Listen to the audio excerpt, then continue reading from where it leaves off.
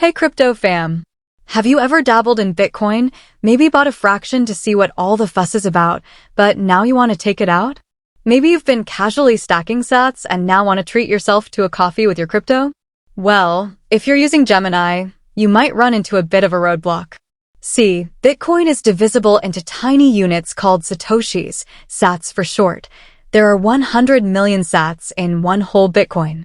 That means you can theoretically own a minuscule amount of Bitcoin. But can you actually withdraw that small amount? That's the question we're tackling today. Now, before we dive in, let's take a quick step back. Bitcoin is a decentralized network, which means it's not controlled by any one entity like a bank. Transactions are recorded on a public ledger called the blockchain, and miners process these transactions for a fee. The higher the network traffic, the more expensive these fees become.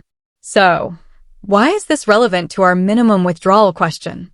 Because when you withdraw Bitcoin from Gemini, or any exchange for that matter, it's essentially a transaction on the Bitcoin network. And just like any other transaction, it incurs a fee. Here's the twist. Gemini doesn't have a set minimum withdrawal amount for Bitcoin specifically.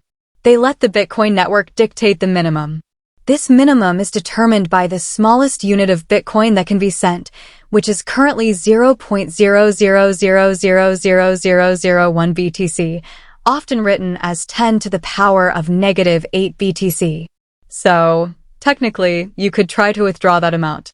But here's the catch. The network fee might be higher than the value of the Bitcoin you're trying to withdraw. Let's imagine the current network fee is 0.0000001 BTC, which is just an example. Fees fluctuate. If you try to withdraw 0.000000001 BTC, you'll be paying the same amount in fees as the Bitcoin itself. Basically, you'd be sending out your entire withdrawal just to cover the cost of sending it. Not exactly an efficient use of your sats.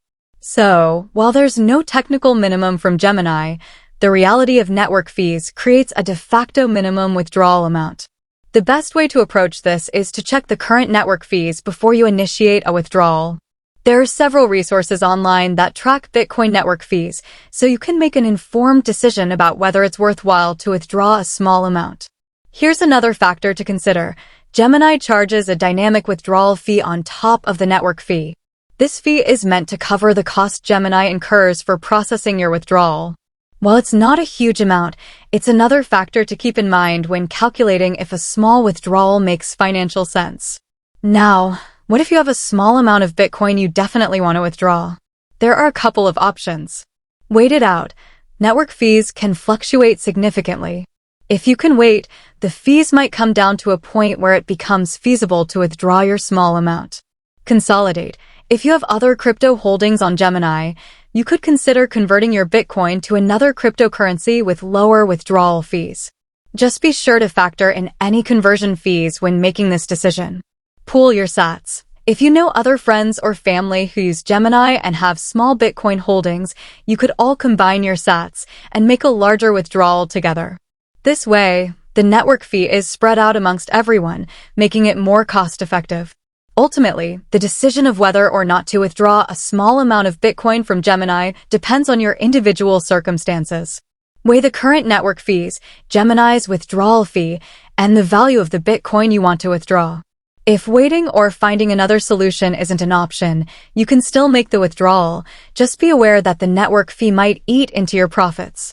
With that said, thanks for watching, and until next time.